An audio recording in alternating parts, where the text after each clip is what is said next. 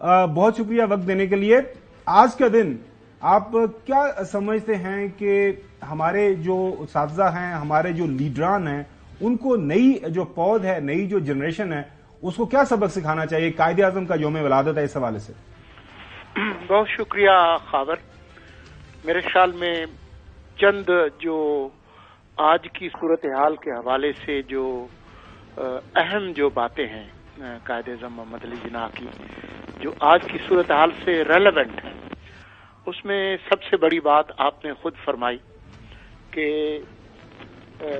قائد اعظم قانون کی حکمرانی میں یقین رکھتے تھے، باوجود اس بات کے کہ اس وقت انگریز کا ایک نوآبادیاتی نظام تھا، اور جو ان کے جو نوآبادیاتی قوانین تھے وہ کوئی عوام کے حق میں نہیں تھے.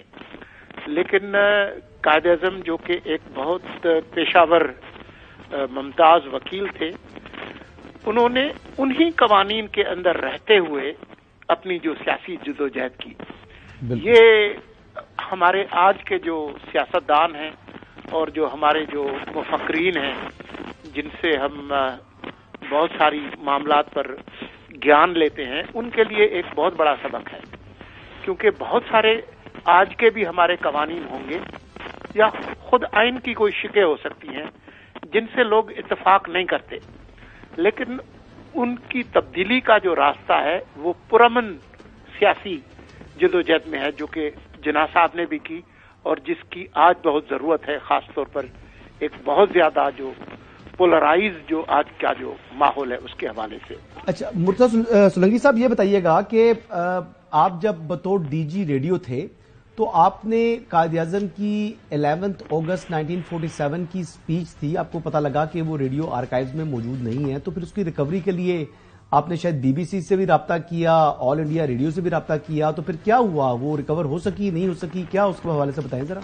حسن، آپ نے جو پوچھا ہے سوال، جب میں سربراہ تھا ریڈیو پاکستان کا تو جناح صاحب کی تمام مجھے تقاریر ملی. 3 جون 1947 کو پاکستان بننے سے صرف ایک مہینہ پہلے جو تقریر ہے نیو دلی، اس وقت کی جو دلی کی ریڈیو اسٹیشن پہ آل انڈیا اس وقت تھا، تو وہ تو موجود تھی، اور بھی بہت ساری تقاریر تھی، لیکن 11 اگست کی تقریر نہیں تھی.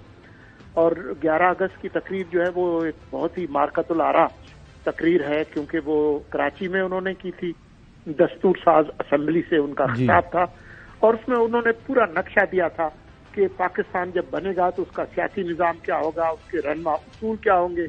تو میرے لیے یہ بہت اہم تقریر ہے، کیونکہ پاکستان کا جو قائد اعظم کا جو ویژن ہے وہ اسی میں ظاہر ہوتا ہے. لیکن وہ تقریر موجود نہیں تھی.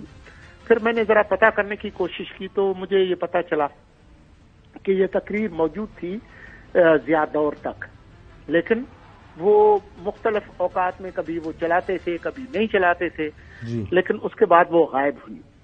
اور اس کا بھی میں نے پتہ کرنے کی کوشش کی کہ کیسے غائب ہوئی، وہ ایک الگ داستان ہے. لیکن میں نے کوشش کی، کیونکہ یہ تقریر ریکارڈ کی تھی آل انڈیا ریڈیو کی ٹیم نے جو دلی سے آئے تھے، کیونکہ کراچی میں ان دنوں میں ریڈیو اسٹیشن نہیں تھا. تو وہ ظاہر ہے وہ ریکارڈنگ وہاں لے گئے. تو میرا اندازہ یہ تھا کہ وہ آل انڈیا والوں کے پاس ہوگی، دلی میں ہوگی. دوسری صورت یہ تھی کہ بی بی سی جو کہ مدر آرگنائزیشن تھی ان کے پاس ہوگی. تو میں نے دونوں سے رابطہ کیا، لیکن دونوں نے یہی کہا کہ جی ہمارے پاس یہ تقریر نہیں ہے. ہمارے ہائی کمشنر تھے شاہد ملک اس زمانے میں دلی میں، انہوں نے مجھے کچھ اسپیچز قائد اعظم کی بھجوائیں، جن میں 3 جون کی تقریر بھی تھی جو کہ دلی سے نشر ہوئی تھی، لیکن وہ پہلے ہی ہمارے پاس تھی. البتہ جو انہوں نے بھجوائی وہ اس کی کوالٹی اچھی تو پھر وہ آڈیو ریکور نہیں ہو سکی، اس کا مطلب یہ ہے؟ جی وہ قائد اعظم کی آڈیو ریکور نہیں ہو سکی؟ نہیں جی، وہ ہمیں کہیں سے نہیں ملی. حالانکہ وہ تقریر ہے جو کہ اگلے دن تمام اخباروں میں چھپی. 12 اگست 1947 کے جو اخبارات ہیں، چاہے ڈان اخبار ہو چاہے ہندو ہے جو انڈیا کی، ان سب میں یہ تقریر چھپی ہوئی ہے. یہ ایسی بات نہیں ہے کہ وہ تقریر لیکن ہو سکتا ہے شاید سولنگی صاحب اس وقت کسی کو وہ جو ہے کچھ لائنیں پسند نہ آئی ہوں. چودھری غلام حسین صاحب بھی آپ سے سوال کرنا چاہ رہے ہیں. جی چودھری صاحب. جی چودھری صاحب. میں تو قائد اعظم کا تو ہم ان کا احسان ہے، یہ جو 47 میں جتنی بڑی جدوجہد انہوں نے لیڈ کی اور پاکستان بنا، اور الحمدللہ آج 25 کروڑ لوگ جو ہیں پاکستان میں عزت سے آبرو سے رہ رہے ہیں، اور بہت ساری پاکستان نے ترقی کی ہے. تو hats of two Quaid Azam اور ان کی مسلم لیگ اور ان کے ساتھیوں کا، اور جو لوگوں نے قربانیاں دی لاکھوں کی تعداد میں، اور ان کے لواحقین اور وہ شہداء جو ہیں، اللہ تعالیٰ ان کے درجے بلند کرے. ہیونگ سیڈ دس، آج سولنگی صاحب پوری قوم آپ کی طرف دیکھ رہی ہے، آپ کے وزیر اعظم. آیا 8 فروری کو جو الیکشن ہے، جس طرح آپ نے پچھلے ایک ہفتے میں تماشا دیکھا ہے، کوئی کاغذ چھین کے جا رہا ہے، کوئی عورتوں کو مار رہا ہے، کوئی مردوں کو اٹھا کے لے کے جا رہا ہے، کسی کے گھر توڑے جا رہے ہیں، تو یہ کون سا فری فیئر امپارشل الیکشن ہے؟ جہاں تک کاغذ چھیننے اور اس کی بات ہے، یہ رپورٹس میں نے بھی دیکھی ہیں، اور میرے خیال میں الیکشن کمیشن نے بھی دیکھی ہیں. الیکشن کمیشن نے اس کا نوٹس لیا ہے. بجائے اس کے کہ میں اس پہ کوئی تبصرہ کروں، بہتر ہوگا کہ میں الیکشن کمیشن کے فیصلے کا جی بالکل انتظار کروں. سولنگی صاحب بالکل صحیح آپ کا جواب ہے.